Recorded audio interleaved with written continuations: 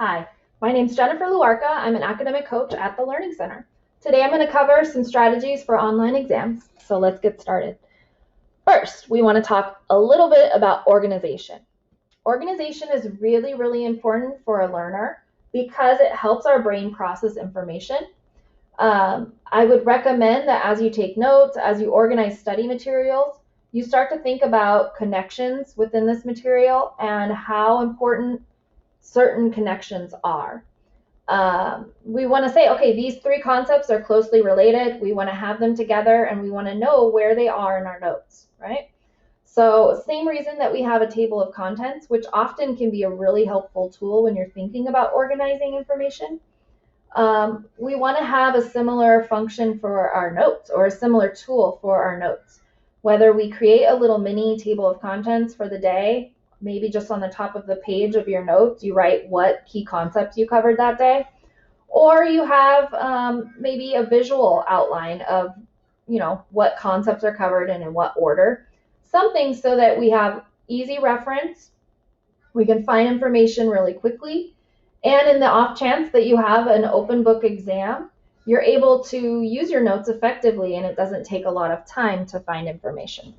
So creating a structure early on in the semester and sticking with that structure throughout the semester can be really helpful for you for a lot of different reasons as a learner. Next, we want to talk about practice. How do we get better? In most things in life, it's through practice. So we want to make sure that we're applying that to the learning space as well, right? How are we going to become a better test taker? We're going to practice.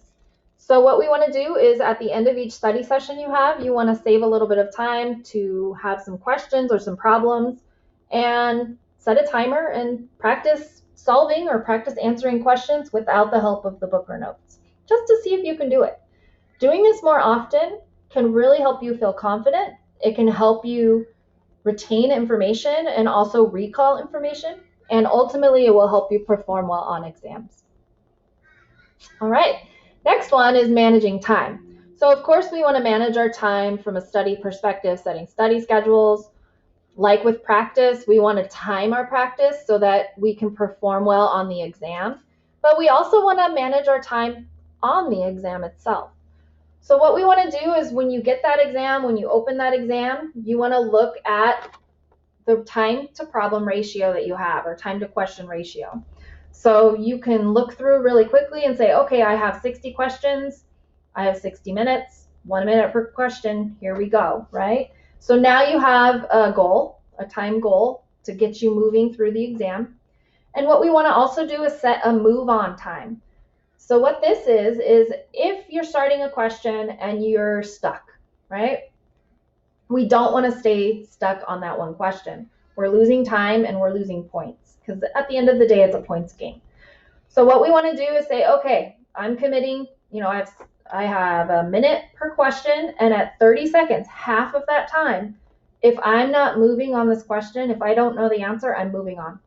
What this does is it helps keep you moving. It helps open up pathways in your brain. Your brain will continue to work on that information subconsciously. So you may get 30 questions of the exam and remember the answer to that first question, right?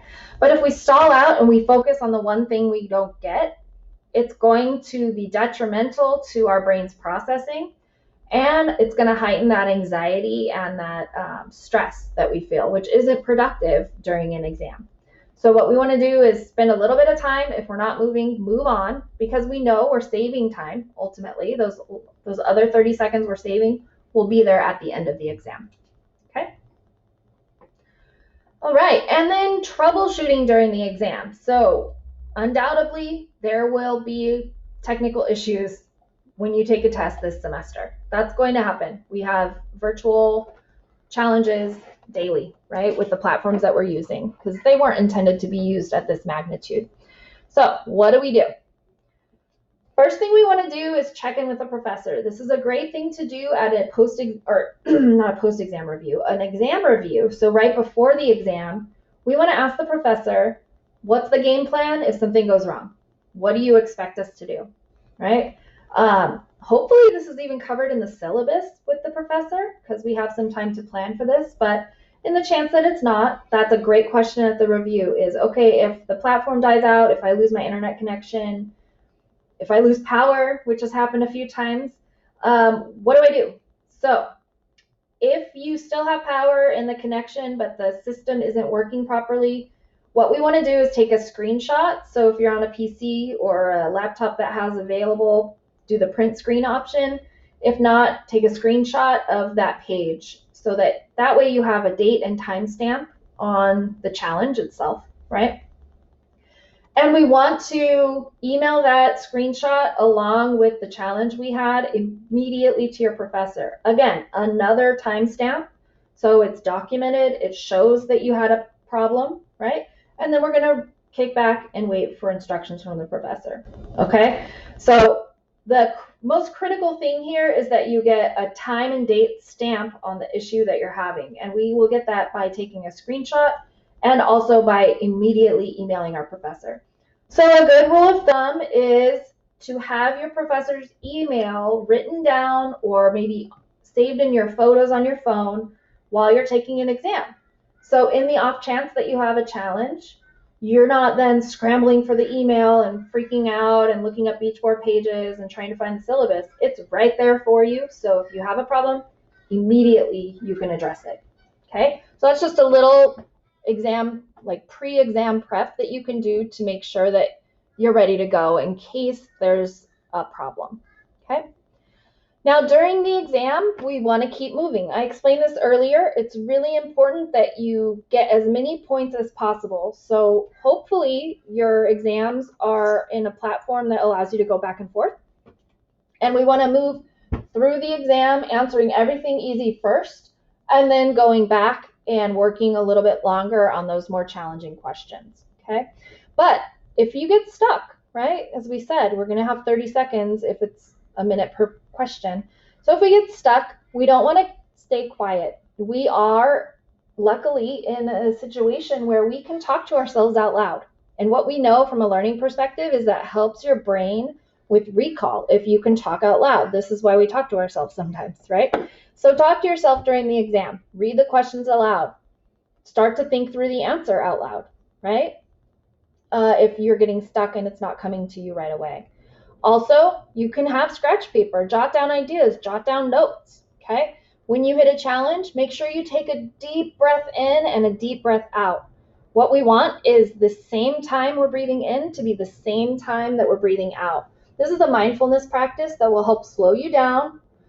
It will counter our tendency, our anxious and stressed reaction to hold our breath, which is not helpful, right? So we're processing oxygen, slowing down our heart rate, and we're focusing on the breath itself, which helps free our mind up and allows us to start thinking again. So breath is really critical to being able to move on an exam, okay?